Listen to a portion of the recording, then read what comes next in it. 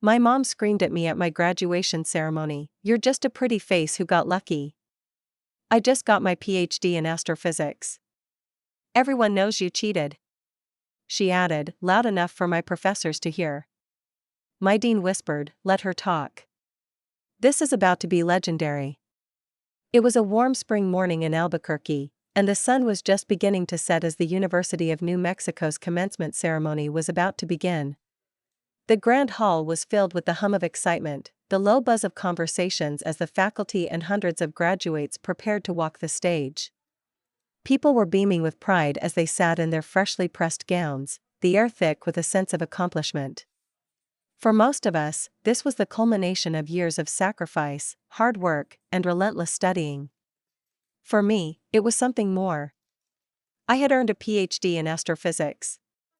After years of late nights spent staring at equations that felt like they could tear your brain apart, of sacrificing weekends and holidays to stay in the lab, of pushing myself to the absolute limit, I had finally made it.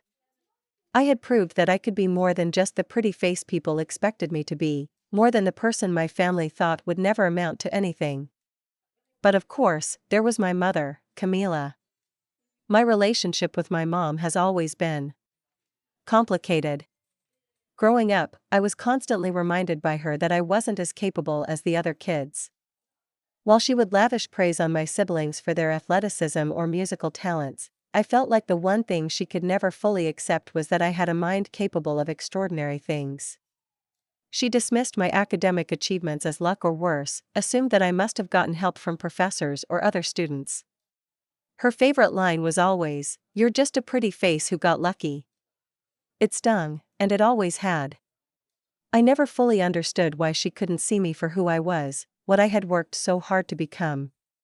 Maybe it was her own insecurities or fears that had been passed down to me, but it hurt every time she implied that my hard work wasn't real. Yet, despite everything, I craved her approval.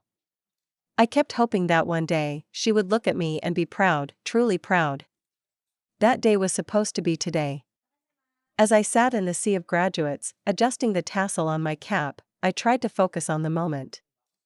I tried to push my nerves aside, knowing that all of my professors, classmates, and even strangers in the audience could see my achievement for what it was, a genuine accomplishment.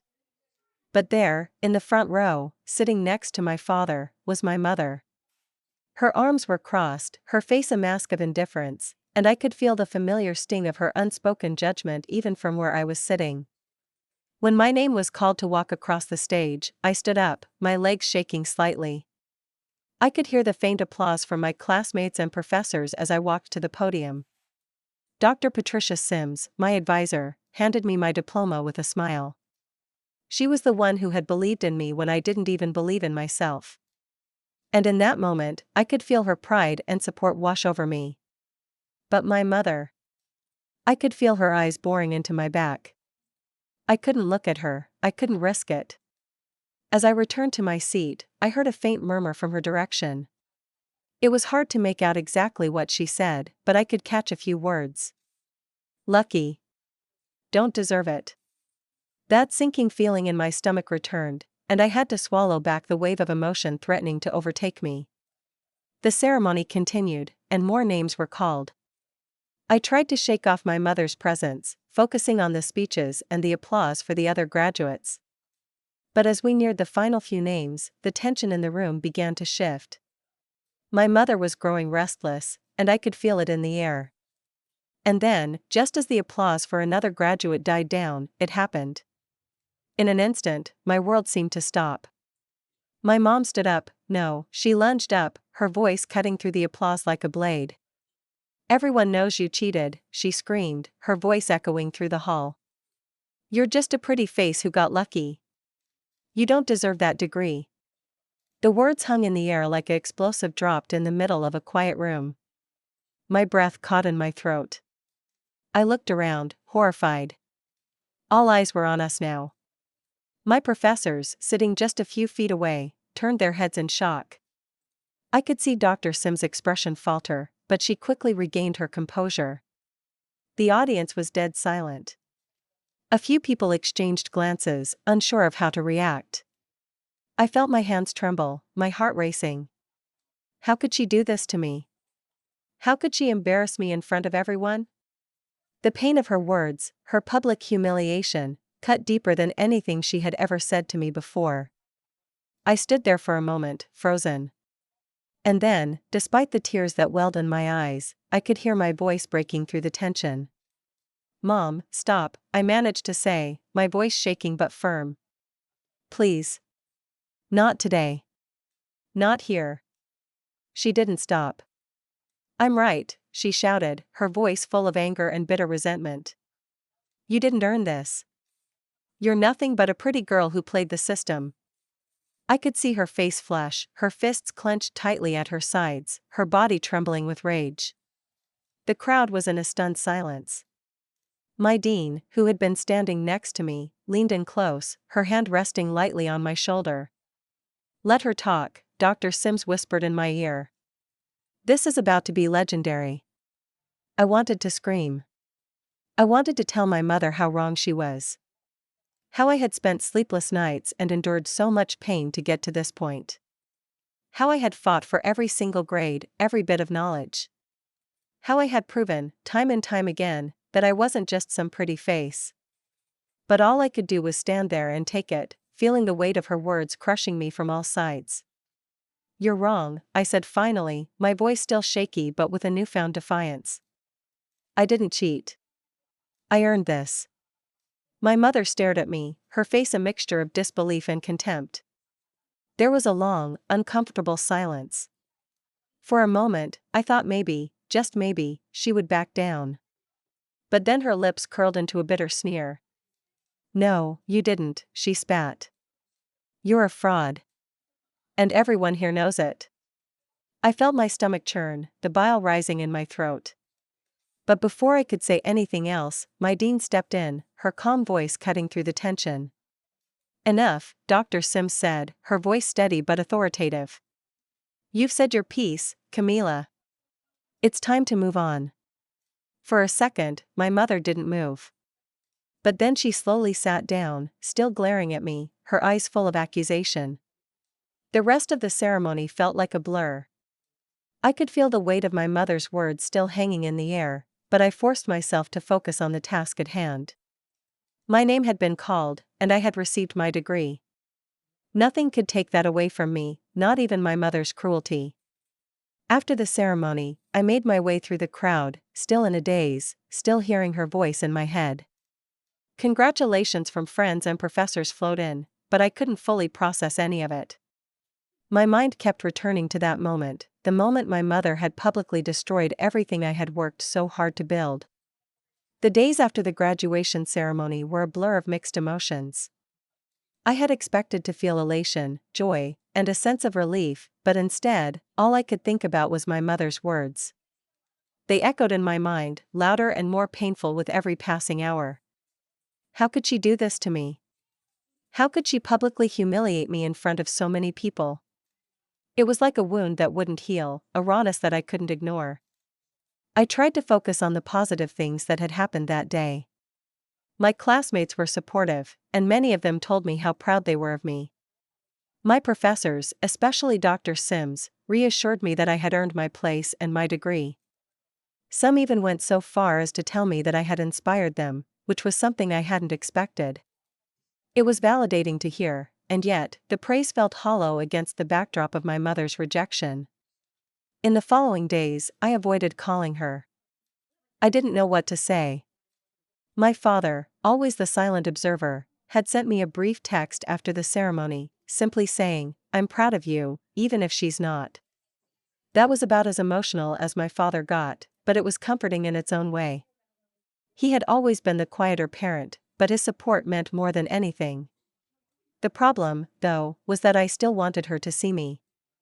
I still wanted her approval, even after everything. I was so used to seeking her validation, despite the years of disappointment, that it was hard to break free from that need. A few days after the ceremony, I decided to call her. I needed to talk to her, to figure out what had led her to act so cruelly, to understand what had made her feel justified in publicly tearing me down. I tried to brace myself for the conversation, but I was already dreading it.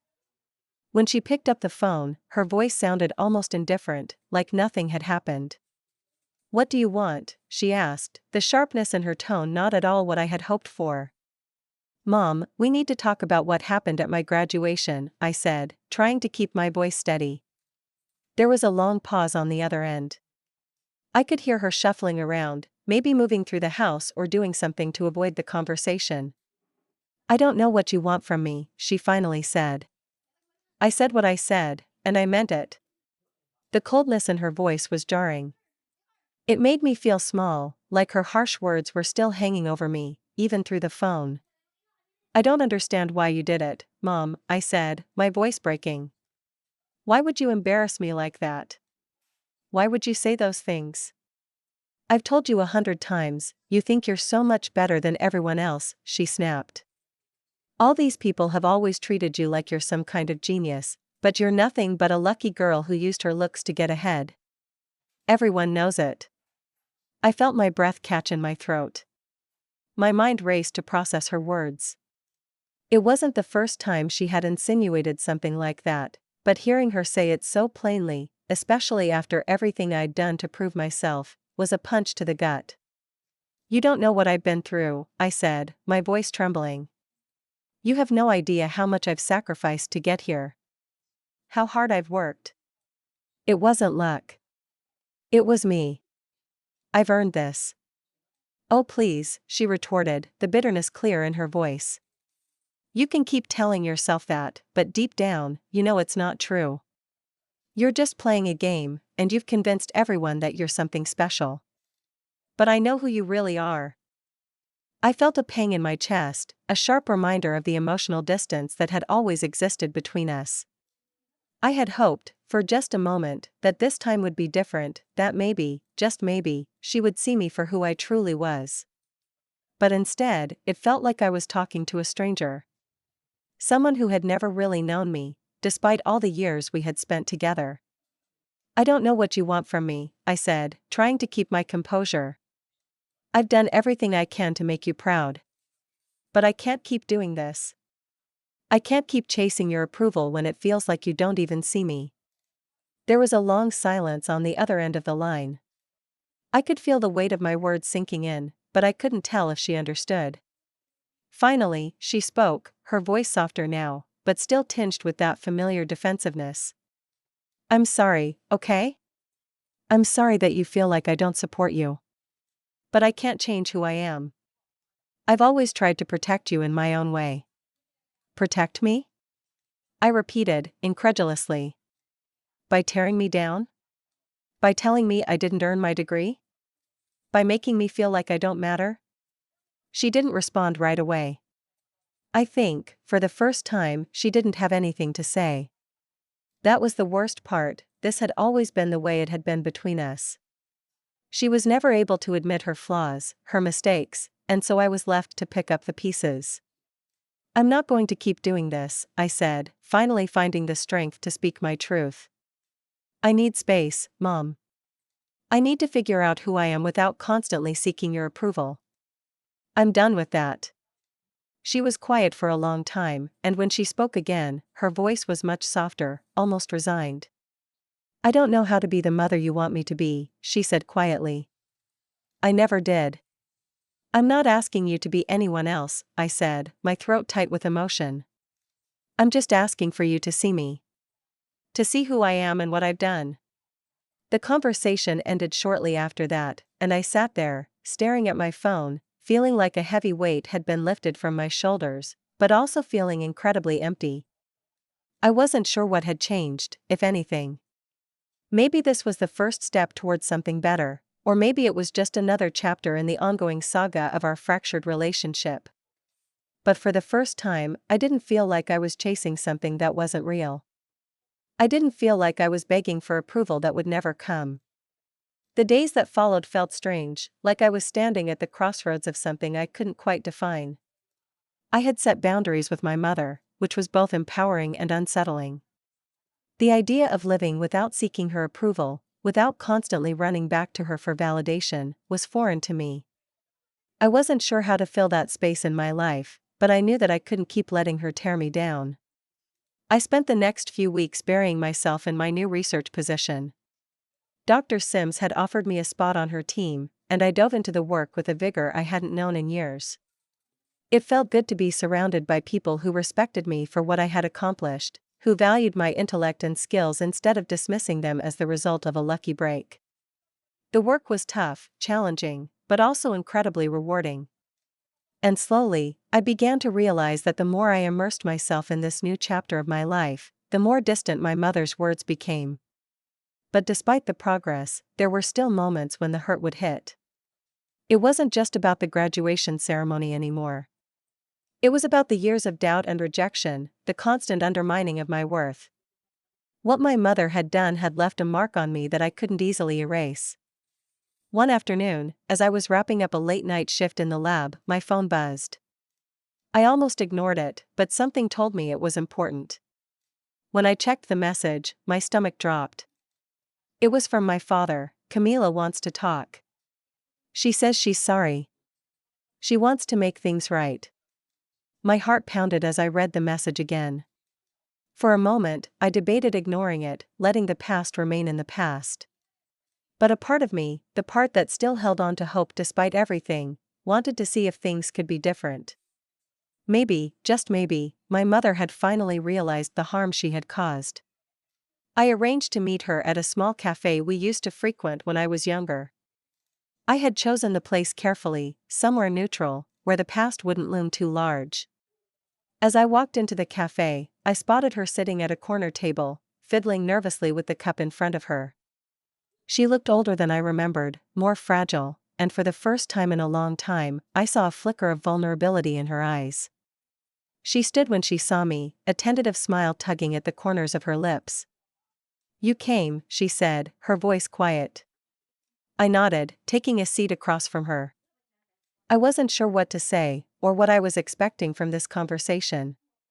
But I knew I couldn't let the past fester any longer. "I don't know what to say, Mom," I said, my voice shaky. "I'm still processing everything. What you did. It hurt me more than you'll ever understand." She exhaled deeply, her eyes filled with regret. "I know, sweetie. I'm so sorry. I've been a terrible mother. I've let my jealousy and my own insecurities get in the way of seeing you for who you really are." I didn't respond immediately. Her words were like a balm to the wound, but I couldn't let it all go that easily. The scars were still fresh, still raw. "I spent my whole life trying to prove myself to you," I said, my voice stronger now. "And you never saw it. You never saw how much I needed you to believe in me, not just as your daughter, but as a person. All the times you said I was just lucky, all the times you dismissed my accomplishments, it built up, Mom. And it hurt me in ways you can't even imagine." She nodded, tears welling up in her eyes. "I know, and I've been so selfish. I've always thought you were getting something I couldn't have, because I didn't think I was good enough. But I see now how wrong I've been." For the first time, I saw the mother I had longed for. She wasn't perfect, and she wasn't offering empty words or excuses. She was admitting her faults, her weaknesses. And in that moment, I realized that maybe, just maybe, this could be the beginning of something better. "I appreciate your apology," I said, my voice softening. "But it doesn't change everything that's happened. It doesn't undo the years of pain. I don't know if we can ever go back to what we were. I don't think that's possible."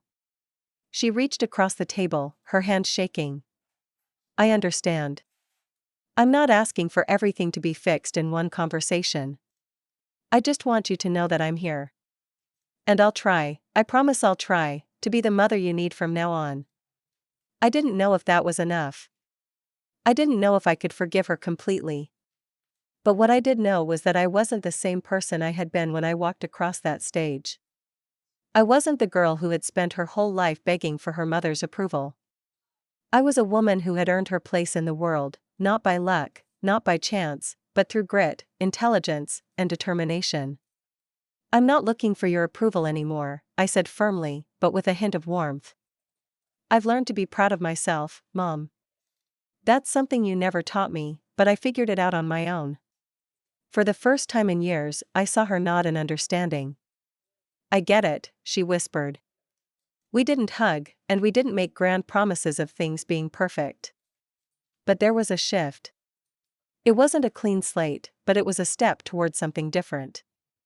I wasn't expecting miracles, but I finally felt like I was in control of my own narrative." A few months later, I received a message from one of my former professors. She had written an article about women in astrophysics, and she wanted to include my story. "You've had such an impact on the field," she wrote. "Your journey is an inspiration." I read the email with a sense of pride I hadn't expected. As I drafted my response, I thought about my mom. I didn't know if she would ever fully understand the significance of my work or the challenges I had faced. But I realized that it didn't matter anymore. I had my own path now, and the only validation I needed was the one I gave myself. Then, I received another message, this time from a former classmate. It was a screenshot of a post my mom had made on Facebook. It read, "So proud of my daughter, Dr. Mariana Vasquez. She's done amazing things, and I was wrong about so much. She deserves everything she's achieved and more." I sat back, stunned. It was the first time I had ever seen her admit that she had been wrong, the first time she had publicly acknowledged my accomplishments in a way that felt genuine. I didn't know if this was the start of a real change in our relationship, but it didn't matter. I had finally stopped waiting for her approval. I had learned to value myself, to stand tall in my own skin, and to be proud of everything I had accomplished. And that, in the end, was the sweetest revenge I could have ever hoped for.